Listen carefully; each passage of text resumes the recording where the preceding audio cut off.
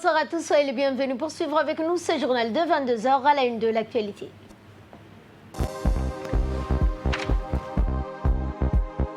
Le ministre des Affaires musulmanes et des Biens Warf a clôturé hier les douas dans les mosquées complexes Abdelhamid Thani. Également dans les régions de l'intérieur, des habits neufs de l'Aïd pour les orphelins et familles démunies des régions de l'intérieur. En nouvelle demande, et notamment ne souhaite pas de confinement, mais une amplification de l'épidémie du coronavirus. Bonsoir à tous et nous entamons ce journal avec ces vœux que reçoit le chef de l'État Ismaël Omar Guelleh de ses homologues arabes et musulmans à l'avènement de l'Aïd al-Fitr. Des messages de vœux émanant à l'approche de l'Aïd al-Fitr de la part de chefs d'État et de gouvernement des pays frères et amis continuent d'affluer ces jours-ci à la présidence de la République. Dans leurs télégrammes respectifs, les dirigeants arabes et musulmans forment ainsi le vœu de succès et de réussite au président de la République Ismaël Omar Guelleh dans ses efforts visant à connecter notre pays avec le développement durable. Ils forment également le souhait d'un plus grand bien-être, épanouissement et prospérité au peuple djiboutien, puisse Dieu, le Tout-Puissant, continuer d'entourer la République de Djibouti de sa bénédiction, protection, afin qu'elle demeure havre de paix, de tolérance, d'intégration, et qu'elle a toujours été et écrit dans certains de ses messages envoyés au chef de l'État, dont notamment le sultan d'Oman, Sa Majesté Hatem Ben Tariq, et le président yéménite Abderrabou Mansour Hadi font partie d'un dernier lot de dirigeants arabes et musulmans ayant fermé donc ses vœux au chef de l'État Ismaël Omar Guelleh. Dans leur missive distincte, ces leaders ont chacun réitéré la détermination de son pays et de son peuple à œuvrer au renforcement des relations d'amitié, de solidarité avec la nation djiboutienne. L'Aïd al-Fitr ne sera pas demain. Les prédicateurs et ulama se sont concertés sur l'Aïd al-Fitr. Demain, ce sera donc le 30e jour de Ramadan. Et nous enchaînons avec ce point de presse quotidien du secrétaire général du ministère de la Santé sur l'évolution du Covid-19 dans notre pays. Sur la situation du Covid-19, ce vendredi 22 mai 2020, nous donnons les résultats suivants. 941 tests réalisés, 223 cas positifs au Covid-19. 9 personnes sont déclarées guéries et nous n'avons pas eu de décès. Les données de ces derniers jours nous montrent que l'épidémie est toujours en phase active. La tendance est toujours à la hausse des cas de Covid-19. Il faut donc continuer de respecter les mesures barrières en cette période de fête, notamment pour ralentir la circulation du virus au sein de la communauté. Le déconfinement ne doit pas entraîner le relâchement des gestes barrières. Portez les masques, lavez-vous les mains le plus souvent possible, réduire les déplacements à la stricte nécessité et éviter les visites aux proches. Bien sûr, il faut continuer à appeler le 15-17.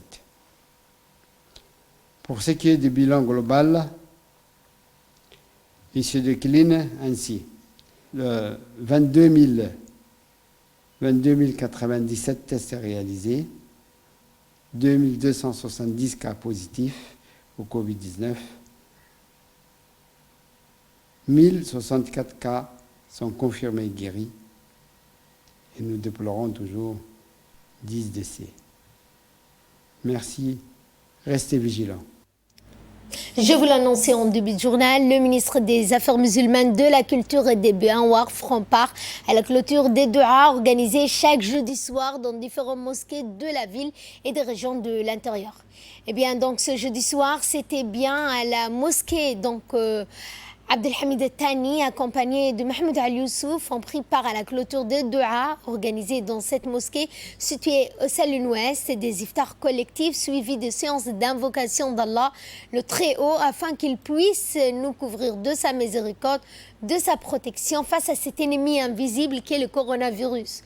De nombreux fidèles, des ulama, des imams, des mosquées, que plusieurs cadres du ministère des Affaires musulmanes ont pris part à ces prières momentanément suspendues. Les mosquées, les imams continuent notamment de sensibiliser à travers les haut-parleurs dans leurs mosquées respectives. Ces moments de recueillement, de spiritualité ont nourri l'espoir de vaincre enfin cette pandémie du Covid-19 qui sévit dans le monde entier et respecter notamment les gestes et barrières pour lutter efficacement contre le Covid-19.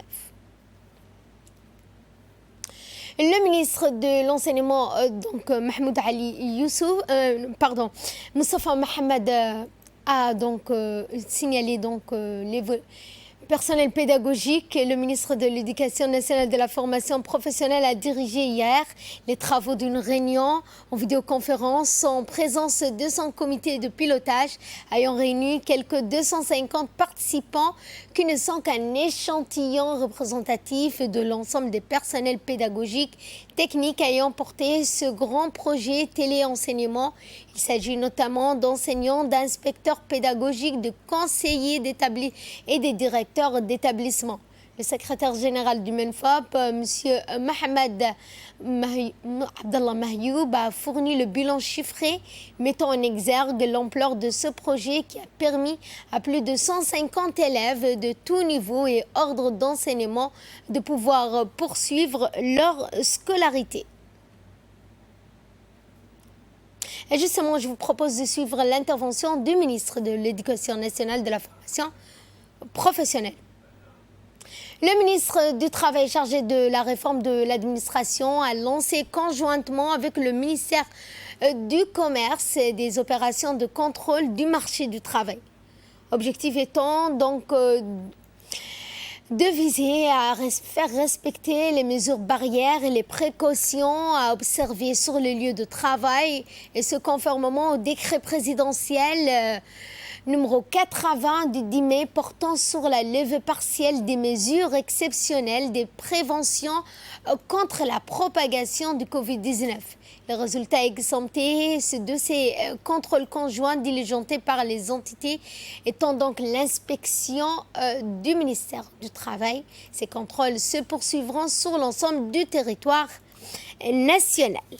Et ce magazine donc de la CNSS en avant-poste de la campagne nationale de dépistage massif du Covid-19 dans le cadre la CNSS a mobilisé aux côtés du ministère de la Santé des équipes mobiles pour dépister en particulier les personnes dans leur domicile. Eh bien, donc, l'objectif de cette opération était de détecter les personnes vulnérables, ceux qui ne présentent pas de signes d'infection au coronavirus, afin qu'ils se prennent rapidement en charge. En outre, la CNSS propose également des tests volontaires au Covid-19 aux patients qui se rendent dans les structures sanitaires. C'est donc depuis le début du dépistage massif au coronavirus, une équipe médicale de la CNSS sillonne les différents quartiers de la capitale. Leur mission, tester à domicile les retraités qui sont alités. Pour les atteindre, ces pensionnés à mobilité réduite, l'équipe médicale fait appel à Mohamed Kassim pour les guider. Cet agent payeur à la CNSS tient une liste de personnes qui sont des pensionnés mais qui restent notamment dans leur domicile. Eh bien donc, l'objectif de cette unité est d'isoler les patients en cas de doute. Ces personnes sont rapidement prises en charge. C'est ici que nous effectuons des tests et si elles présentent des signes, on l'installe notamment, on lui fait des tests, on l'hospitalise dans cette partie des urgences. Une fois les résultats connus, nous l'envoyons à Boufar, une institution au cœur de cette bataille nationale contre le coronavirus, dans laquelle le gouvernement djibouti mise sur le dépistage massif dans l'objectif de contrôler la propagation du coronavirus dans notre pays.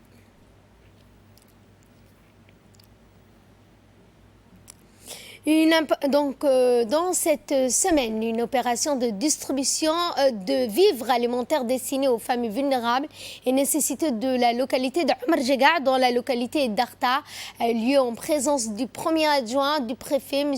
Mohamed Fouzi Ahmed Assoué. Ces vivres octroyés par le ministère des Affaires sociales et des Solidarités étaient composés de riz, de sucre, de farine et notamment pour ces personnes démunies de ces localités. Ce soutien alimentaire à l'endroit des plus démunis en cette période de fin de Ramadan et de déconfinement va considérablement améliorer les conditions de vie des familles qui ont été impactées par le confinement.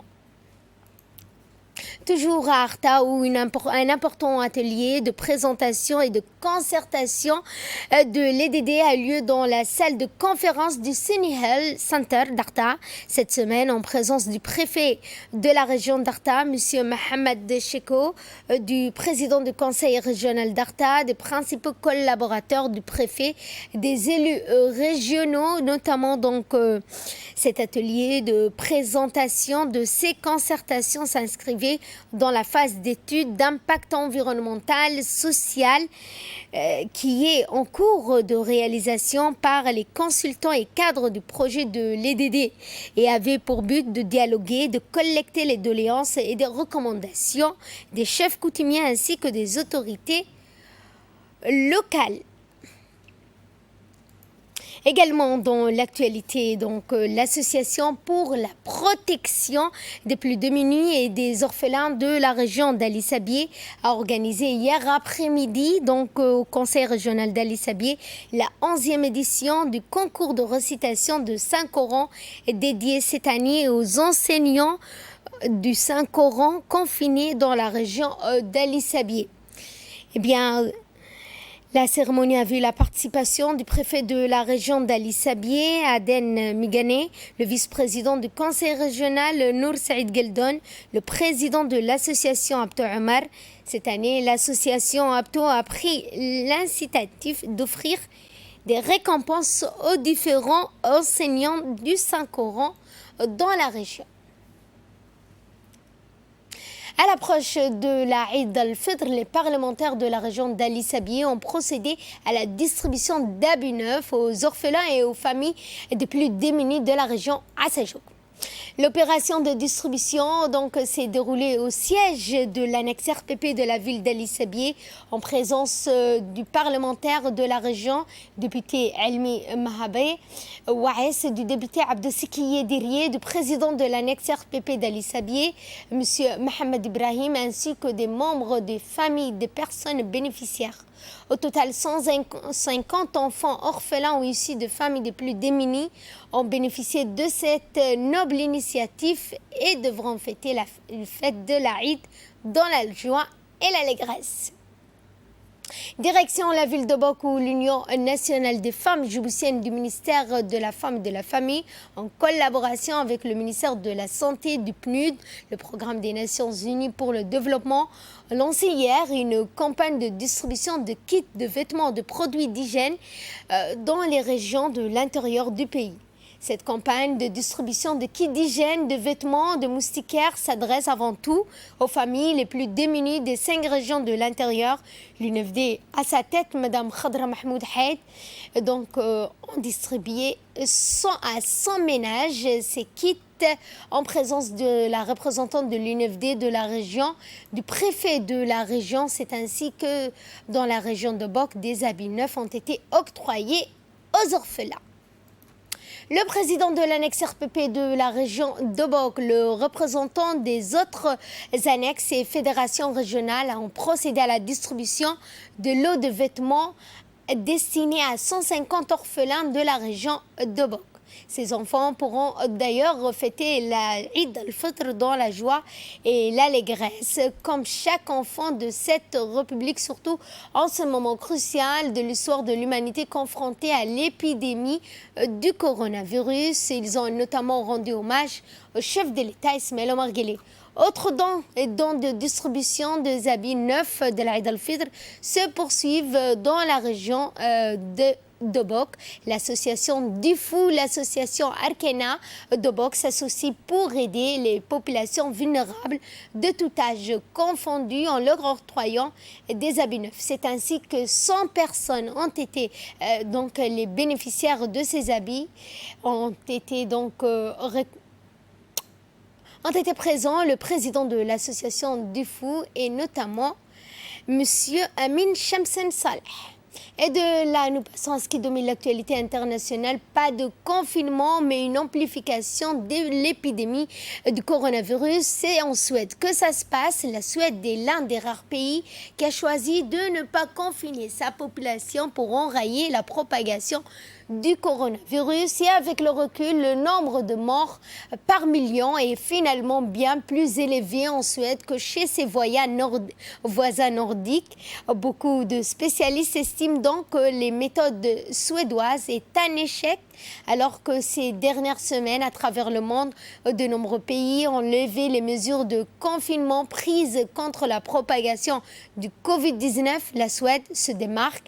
Elle n'avait en effet jamais imposé de telles mesures, et ce depuis le début de l'épidémie. Cette gestion de la crise est aujourd'hui dénoncée par plusieurs spécialistes suédois qui pointent le nombre de dysfonctionnements, tandis que des milliards de personnes confinées tenaient bon dans le monde entier. À la fin du mois de mars en Suède, les bars, les restaurants, les salons de coiffure, les salles de sport et même les écoles primaires et les collèges sont restés ouverts. Avec toutefois quelques exceptions, les lycées, les musées ont été fermés et les rencontres sportives annulées. Rassemblements donc des personnes âgées de plus de 70 ans ont été invités à rester chez eux. Fin de ce journal, merci à vous de nous avoir suivis. Excellente soirée à toutes et à tous.